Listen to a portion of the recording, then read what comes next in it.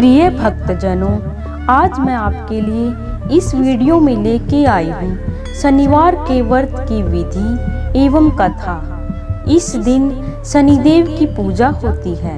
काला तिल, काले वस्त्र, तेल, उड़द शनि को बहुत प्रिय है, इसीलिए इनके द्वारा शनि की पूजा होती है। शनि की दशा को दूर करने के लिए यह व्रत किया जाता है।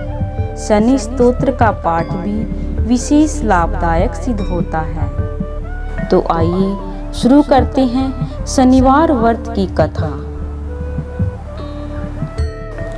एक समय सूर्य, चंद्रमा, मंगल, बुध, बृहस्पति, शुक्र, शनि, राहु और केतु इन ग्रहों में आपस में झगड़ा हो गया कि हम सब में सबसे बड़ा कौन है। सब अपने अपने को बड़ा कहने लगे। जब आपस में कोई निर्णय न हो सका तो सब के सब आपस में झगड़ते हुए इंद्रदेव के पास गए और कहने लगे, आप देवताओं के राजा हैं, इसीलिए आप हमारा न्याय करके बतलाइए कि हम नवग्रहों में सबसे बड़ा ग्रह कौन है। राजा इंद्र उनका प्रश्न सुनकर घबरा गए और कहने लगे, मुझ में यह सामर्थ्य नहीं है जो किसी को बड़ा या छोटा बताऊं। मैं अपने मुख से कुछ नहीं कह सकता। हाँ, एक उपाय हो सकता है। इस समय पृथ्वी पर राजा विक्रमादित्य दूसरों के दुखों का निवारण करने वाले हैं, इसीलिए तुम सब मिलकर उन्हीं के पास जाओ, वही तुम्हारे दुखों का निवारण करेंगे। यह सुनकर सभी ग्रह देवता चलकर भूलोक में राजा विक्रमादित्य की सभा में जाकर उपस्थित हुए और अपना प्रश्न राजा के सामने रखा। राजा उनकी बात सुनकर बड़ी चिंता में पड़ गए कि मैं अपने मुख से किसको बड़ा और किसको छोटा बताऊं। जिसको छोटा बताऊंगा वही क्रोध करेगा।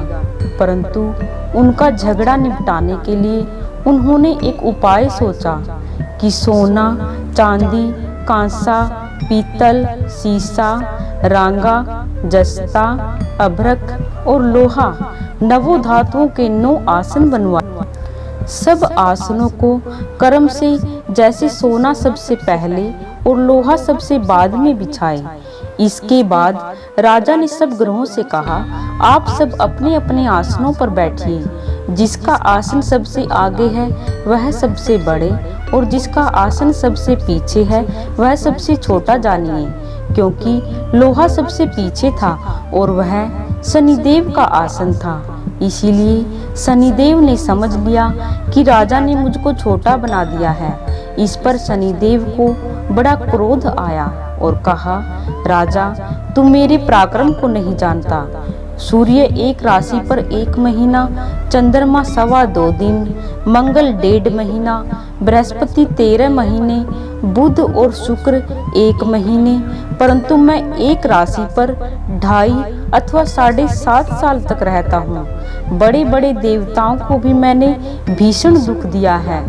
राजन सुनो, राम जी को 7.5 आई तो वनवास हो गया और रावण पर आई तो राम और लक्ष्मण ने सेना लेकर लंका पर चढ़ाई कर दी, रावण कुल का नाश कर दिया। हे राजा, अब तुम सावधान रहना। राजा कहने लगा, जो कुछ भाग्य में होगा देखा जाएगा। उसके बाद अन्य ग्रह तो प्रसन्नता के साथ चले गए, परंतु शनिदेव बड़े क्रोध के साथ वहां से गए। कुछ काल व्यतीत होने पर जब राजा को 7.5 की दशा आई तो शनिदेव घोड़ों के सौदागर बनकर अनेक सुंदर घोड़ों के सहित राजा की राजधानी में आए। जब राजा ने सौदागर के आने की खबर सुनी तो अपने अश्वपाल को अच्छे अच्छे घोड़े खरीदने की आज्ञा दी। अश्वपाल ऐसी अच्छी नस्ल के घोड़े देखकर उनका मूल्य सुनकर चकित हो गया और तुरंत ही राजा को खबर कर दी। राजा उन घोड़ों को देखकर एक अच्छा सा घोड़ा चुनकर सवारी के लिए चढ़ा। राजा के घोड़े के पीठ पर चढ़ते ही घोड़ा जोर से भागा घोड़ा बहुत दूर एक बड़े जंगल में जाकर राजा को छोड़कर अंतर्ध्यान हो गया। इसके बाद राजा अकेला जंगल में भटकता फिरता रहा। बहुत देर के बाद राजा ने भूख और प्यास से दुखी होकर भटकते भटकते एक ग्वाले को देखा। ग्वाले ने राजा को प्यास से व्याकुल देखकर पानी पिलाया। राजा की उंगली में एक अंगूठी थी। राजा ने वह अंगूठी निकालकर प्रसन्नता से ग्वाले को दे दी और शहर की ओर चल दिया। राजा शहर में पहुंचकर एक सेठ की दुकान पर जाकर बैठ गया और अपने आप को उज्जैन का रहने वाला तथा अपना नाम वीका बताया। सेठ ने उसको एक कुलीन मनुष्य समझकर जल आदि पिलाया। भाग्यवश उस दिन सेठ की दुकान पर बिक्री बहुत अधिक हुई थी। तब सेठ उसको भगवान पुरुष समझकर भोजन कराने के लिए अपने साथ ले गया। भोजन करते समय राजा ने आश्चर्य की बात देखी कि खूंटी पर हार लटक रहा है और वह खूंटी उस हार को निगल रही है। भोजन के बाद कमरे में आने पर जब सेठ को कमरे में हार न मिला तब सबने यही सोचा कि सिवाय वीका के और कोई इस कमरे में नहीं आया, अतः अवश्य ही उसी ने हार चोरी किया है। परंतु वीका ने कहा, हार मैंने नहीं लिया है। इस पर 5-7 आदमी इकट्ठे होकर उसको फौजदार के पास लाए। फौजदार ने उसको राजा के सामने उपस्थित कर दिया और कहा, ये आदमी तो भला प्रतीत होता है, चोर मालूम नहीं होता, परंतु सेठ का कहना है कि इसकी सिवाय और कोई घर में आया ही नहीं, अवश्य ही चोरी इसी ने की है। तब राजा ने आज्ञा दी, इसकी हाथ पैर काटकर चौरंगिया किया जाए। राजा की आज्ञा का तुरंत पालन किया गया और वीका के हाथ पैर काट दिए गए। इस प्रकार कुछ काल व्यतीत होने पर एक तेली उसको अपने घर ले गया और कोल्हू पर बैठा दिया। वीका उस पर बैठा हुआ अपनी जबाल से बैल हाँकता रहा। शनि की दशा समाप्त हो गई और एक रात को वर्षा ऋतु के समय वह मल्हार राग गाने लगा। उसका गाना सुनकर उस शहर के राजा की कन्या उस राग पर मोहित हो गई और दासी को खबर लाने को भेजा कि शहर में कौन गा रहा है। दासी सारे शहर में फिरती फिरती क्या देखती है कि तेली के घर चौरंगिया राग गा रहा है। दासी ने महल में आकर राजकुमारी को सब वृत्तांत सुना दिया।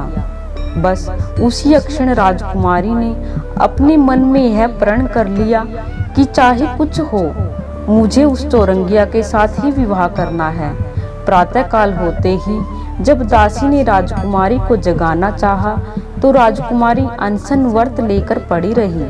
तब दासी ने रानी के पास जाकर राजकुमारी के न उठने का वृत्तांत कहा।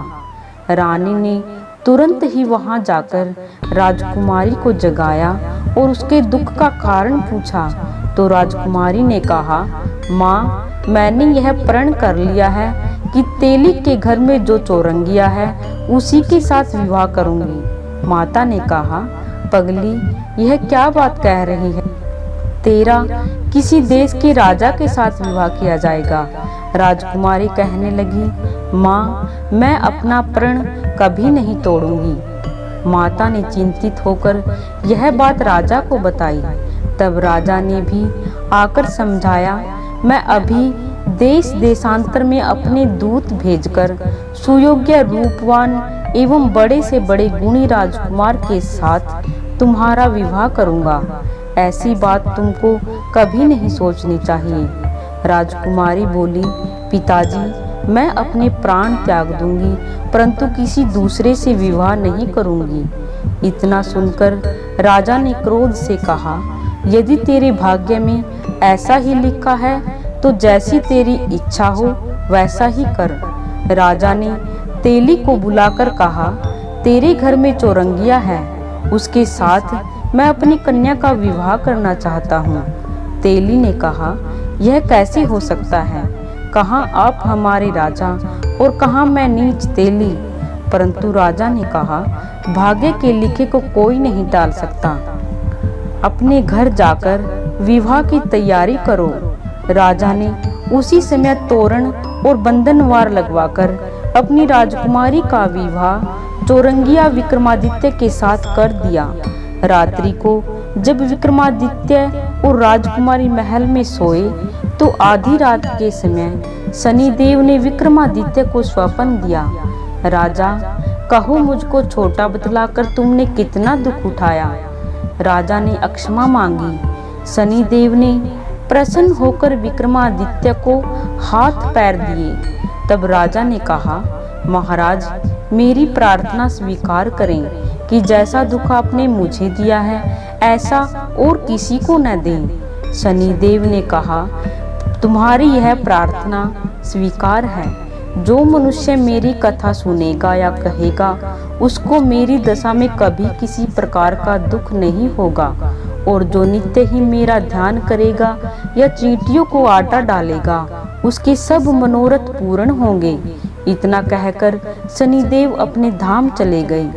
राजकुमारी की आंख खुली और उसने राजा के हाथ पांव देखे तो उसे बड़ा आश्चर्य हुआ। उसको देखकर राजा ने अपना समस्त हाल कहा। मैं उज्जैन का राजा विक्रमादित्य हूँ। यह बात सुनकर राजकुमारी अत्यंत प्रसन्न हुई। प्रातःकाल राजकुमारी से उसकी सखियों ने पूछा तो उसने अपने पति का सारा वृतांत कह सुनाया। तब सबने प्रसन्नता प्रकट की और कहा, ईश्वर ने आपकी मनोकामना पूर्ण कर दी। जब उस सेठ ने यह सुना तो वह विक्रमादित्य के पास आया और राजा विक्रमादित्य के पैरों पर गिरकर क्षमा मांगने लगा। आप पर मैंने चोरी का झूठा आरोप लगाया, अतः आप मुझको जो चाहे दंड दें। राजा ने कहा, मुझ पर शनिदेव का कोप था, इसी कारण यह सब दुख मुझको प्राप्त हुआ। इसमें तुम्हारा कोई दोष नहीं है। तुम अपने घर जाकर अपना कार्य करो। सेठ बोला, मुझे तभी शांति मिलेगी जब आप मेरे घर चलकर प्रीतिपूर्वक भोजन करेंगे। राजा ने कहा, जैसी आपकी मर्जी हो वैसा ही करें। सेठ ने अपने घर जाकर अनेक प्रकार के सुंदर भोजन बनवाए और राजा विक्रमादित्य को प्रीति भोज दिया। जिस समय वह भोजन कर रहे थे, एक अत्यंत आश्चर्य की बात सबको दिखाई दी। जो खूंटी पहले हार निगल गई थी वह अब हार उगल रही है। जब भोजन समाप्त हो गया तो सेठ ने हाथ जोड़कर बहुत सी मोहरे राजा को भेंट की और कहा, मेरे श्री कंवरी नाम की कन्या है, उसका पाणी ग्रहण आप करें। इसके बाद सेठ ने अपनी कन्या का विवाह राजा के साथ कर दिया और बहुत सा दान दहेज आदि दिया। इस प्रकार कुछ दिनों तक वहां निवास करने के बाद विक्रमादित्य ने शहर के राजा से कहा, अब मेरी इच्छा उज्जैन जाने की है। फिर कुछ दिन के बाद विदा लेकर राजकुमारी मन भावनी, सेठ की कन्या श्री कंवरी तथा अनेक दास दासी रथ और पालकियों सहित विक्रमादित्य उज्जैन की तरफ चले। जब शहर के निकट पहुँचे और पूर्ववासियों ने राजा के आने का संवाद सुना तो समस्त उज्जैन की प्रजा अगवानी के लिए आई। तब बड़ी प्रसन्नता से राजा अपने महल में पधारे। सारे शहर में बहुत बड़ा महोत्सव मनाया गया और रात्रि को दीपमाला की गई। दूसरे दिन राजा ने शहर में यह घोषणा कराई, शनि देवता सब ग्रहों में सर्वोपरि हैं। मैंने इनको छोटा बताया था, इसीलिए मुझको यह दुख प्राप्त हुआ। इस कारण सारे शहर में सदा शनिदेव की पूजा और कथा होने लगी। राजा और प्रजा अनेक प्रकार के सुख भोगते रहे। जो कोई शनिदेव की इस कथा को पढ़ता या सुनता है उसके शनिदेव की कृपा से सब दुख दूर हो जाते हैं। शनिवार की कथा को व्रत के दिन अवश्य पढ़ना चाहिए। बोलिए शनिदेव महाराज की जय हो।